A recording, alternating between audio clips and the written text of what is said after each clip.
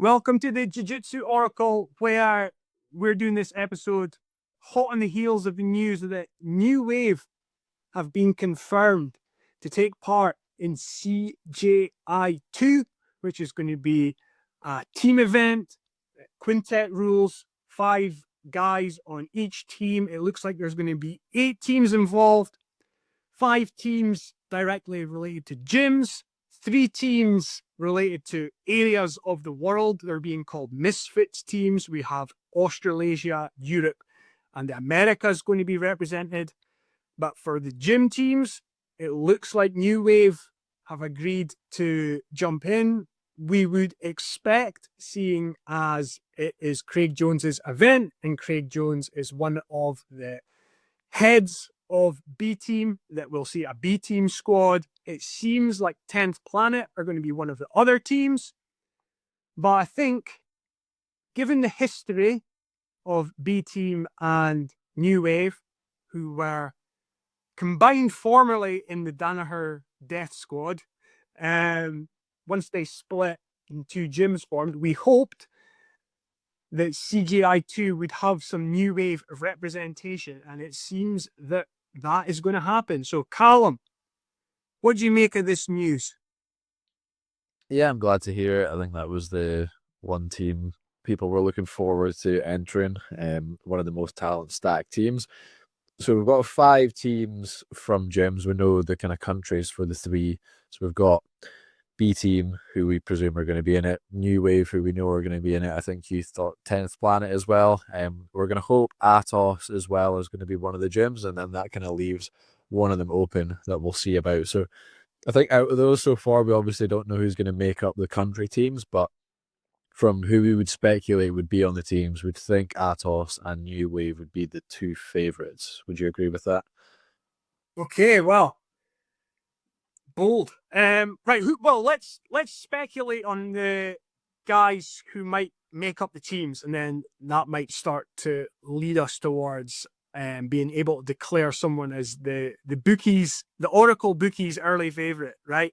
So it looks like the teams are going to be made up of 5 guys competing under the ADCC weight classes of under 66, under 77, under 88, under 99, and over 99.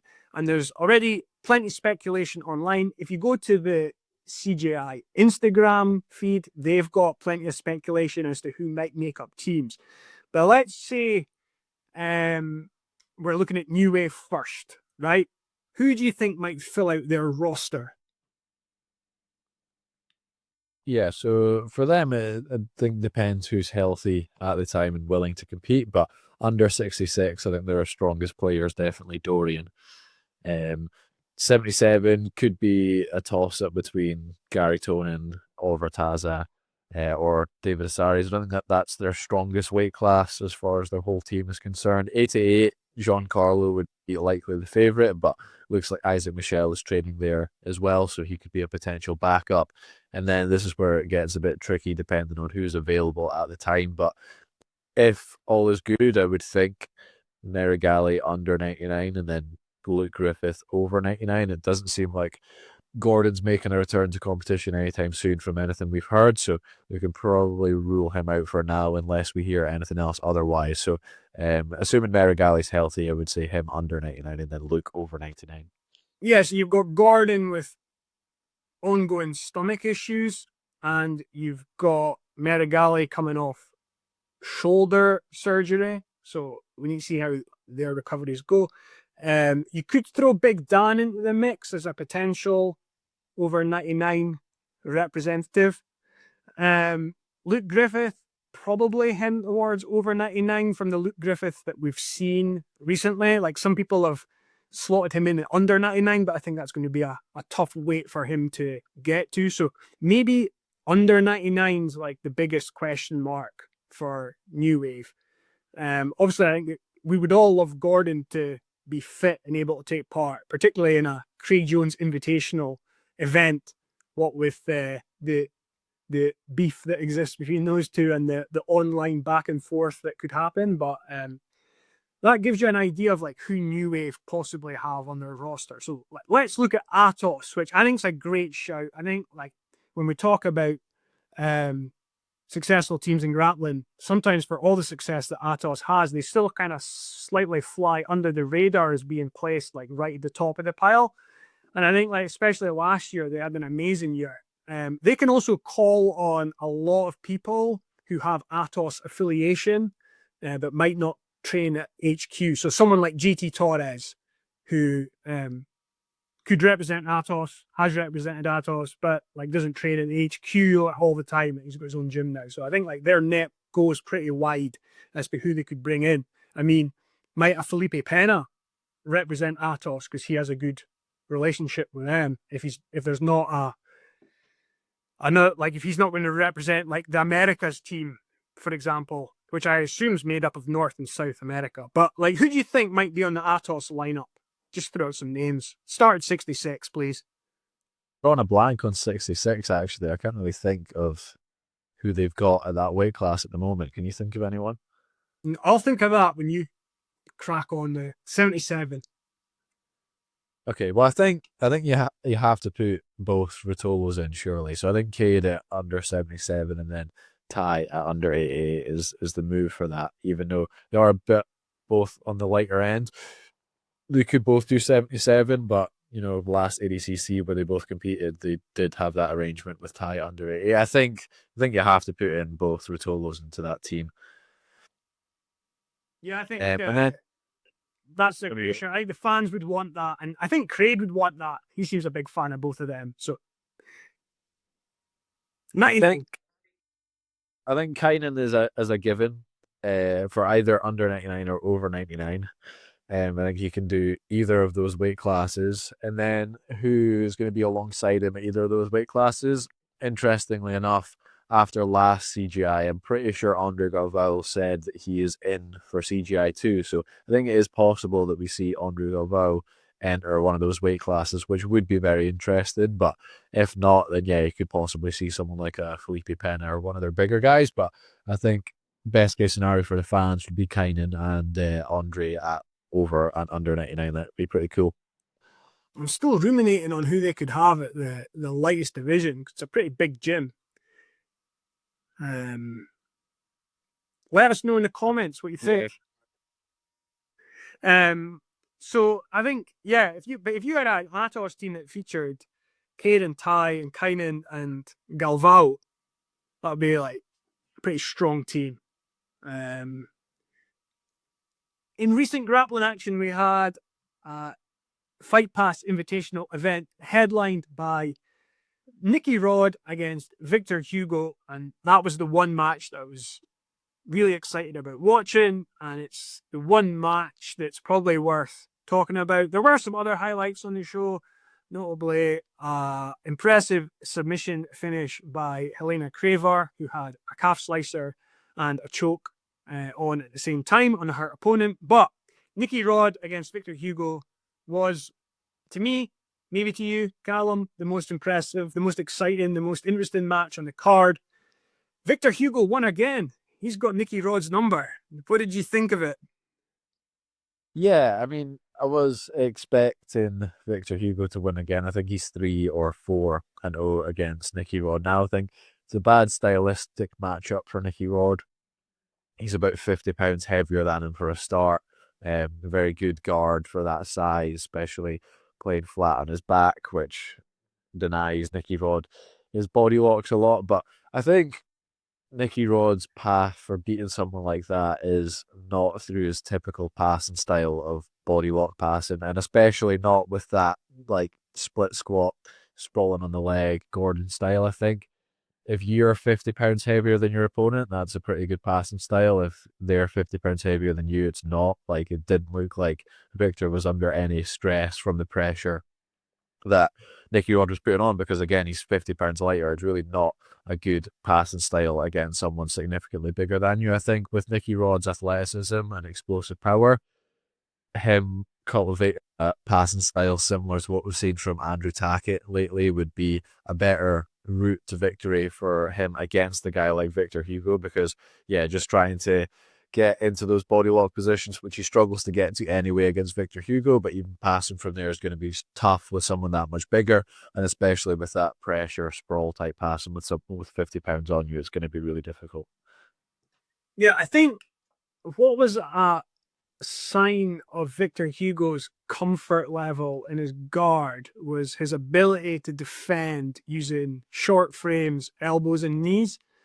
And to me, when I'm playing against heavier guys in the gym that are good at passing, like I have to defend with my feet, because then I can use a leg press motion with my legs to keep him away. And my upper body frames tend to switch between elbows for short frames and hands, allowing a long frame. But the legs, I need to keep in a leg press. If I'm ever defending against a really good guard passer that's got a lot of weight on me and it's down to my knees, I can't really push with my knees. And then a lot of time the knees will get forced together or forced too wide apart. And it's a real struggle at that point. But I think, like you saw, Victor Hugo had no problem dealing with Nicky Rod's top pressure that he was able to exert.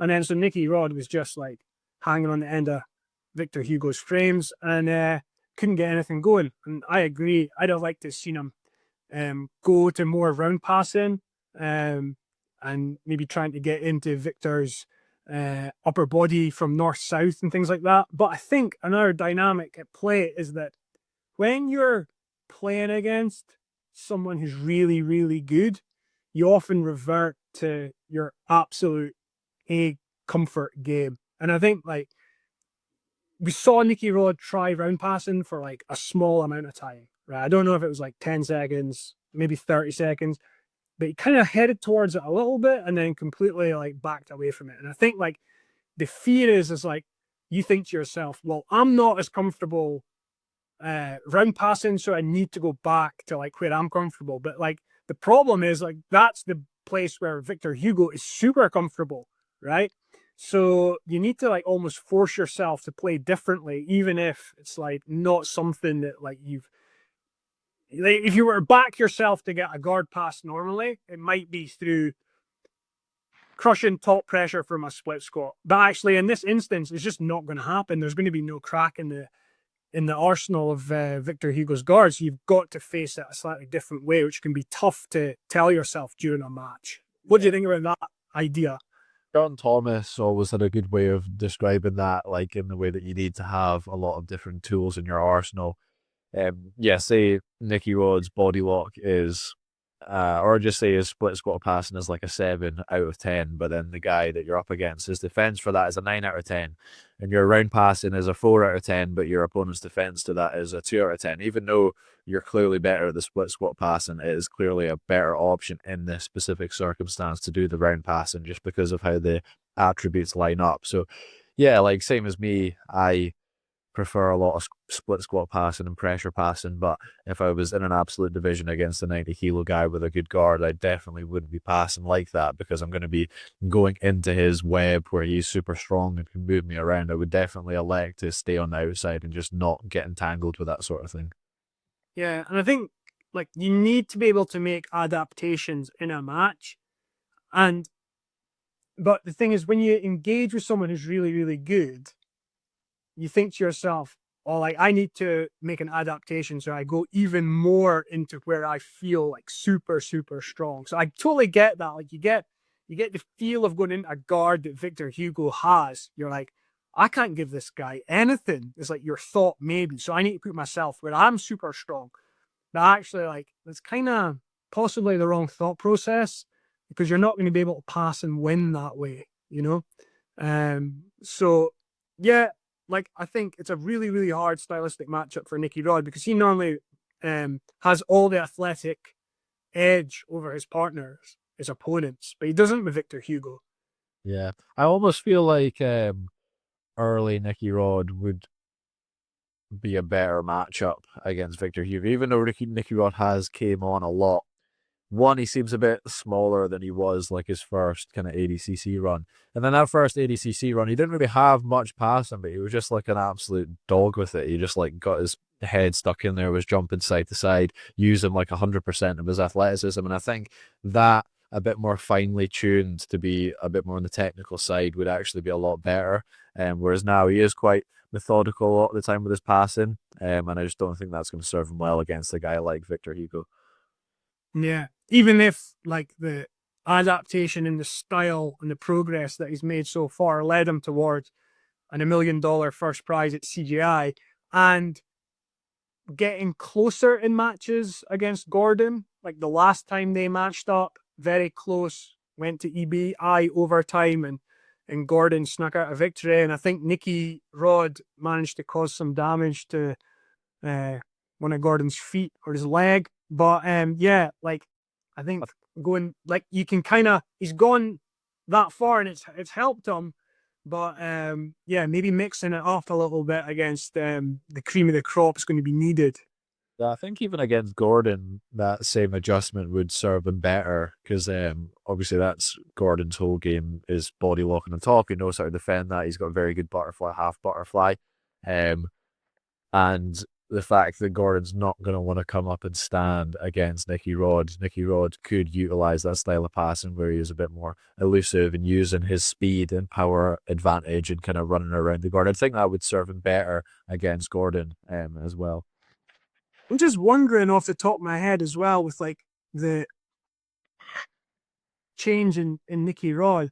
Does an opponent like a Roberto Jimenez possibly cause Nicky Rod more problems now than someone who's just like much bigger and stronger, but plays in that way that Nicky Rod's athleticism will be like a deciding factor? But like, I wonder if you're right in that if Nicky Rod brought a bit more chaos, it might serve him well. Controlled chaos.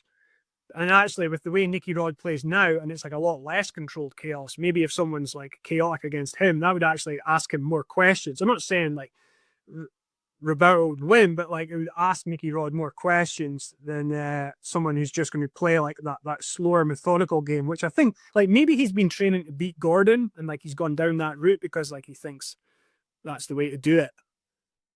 Yeah.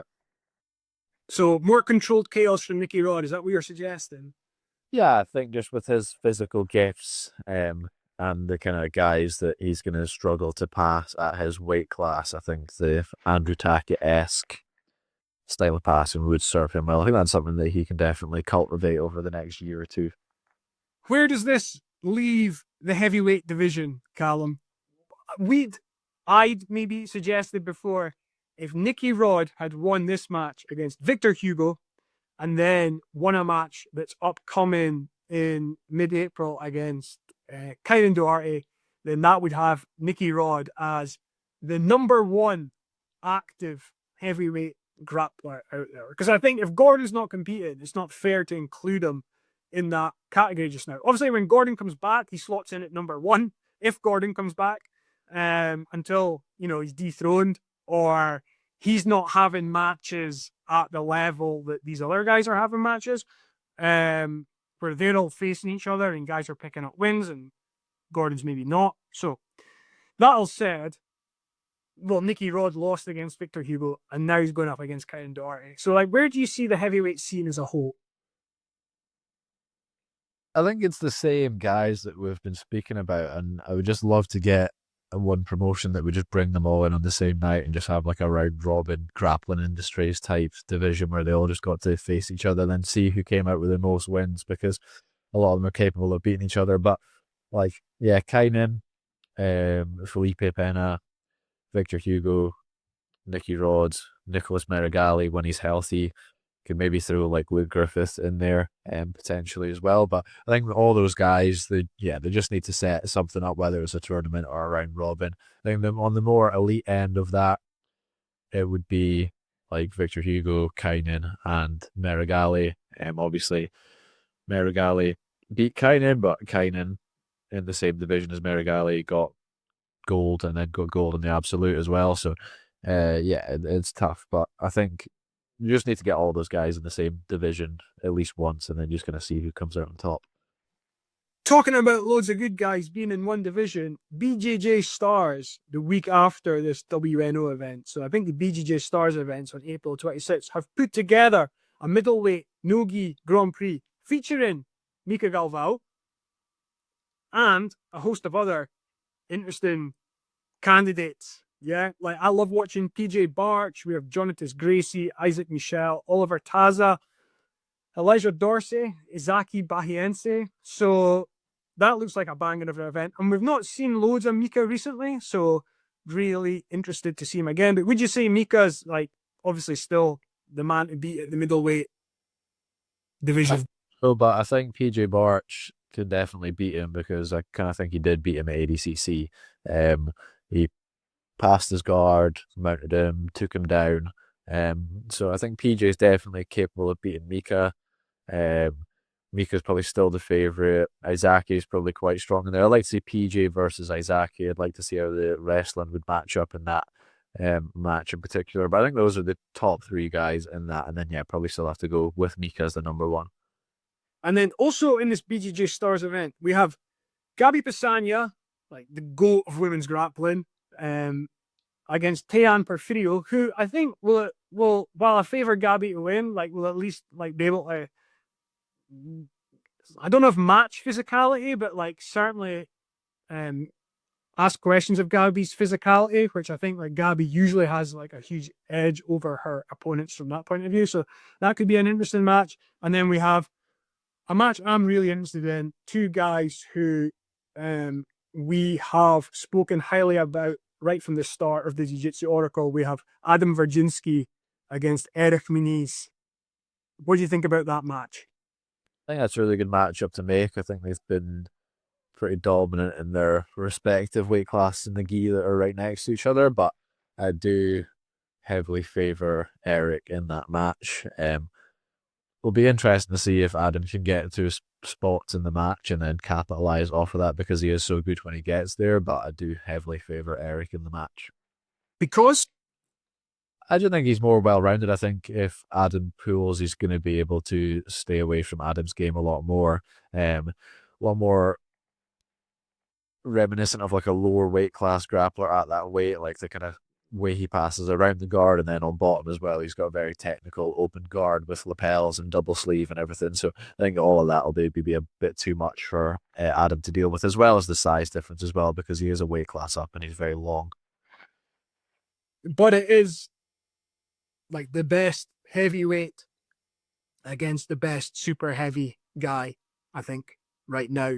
Yeah. So really exciting match. Our job on the Jiu Jitsu Oracle, me, Ross, him, Calum, is to try and keep on top of all these events that are coming out and the news of these events. And hopefully we're either giving you the news, or if you already know the news, our opinions are worth listening to about said events. But we'll have that. And then a couple other things I want to flag up. One, Baby Shark, nice submission victory for him using the Kimura trap on a recent 1FC event. So if you want to see the highlight of that, go on his Instagram or Mica Galvao's Instagram and you'll see a nice finish. 1FC, like they often have a grappling match in amongst loads of striking matches on their card. And if we see something exciting, we'll let you know. And then June 28th in Wales, we're going to have a Polaris squads with two women's teams, one captained by Fionn Davies from Europe, and then one, the American team, captained by Helena Cravar. So that could, if those two meet, I think Fionn's had an injury recently, but hopefully she'll be back fit soon. If those two meet, that'll be an exciting match. But yeah, great that Polaris is pushing women's grappling and great that they're doing a squads event. But I think that brings us up to speed with everything. Calum, do you have a name for that 66 Atos contender yet? Bruno Frazzato, I think, could be their candidate. Bruno Frazzato could be in there. So let us know like what your thoughts on the teams are and what grapplers you would like to see representing. And we'll be back real soon. There's some big grapple events coming in April. And we'll be telling you our thoughts about them in the near future.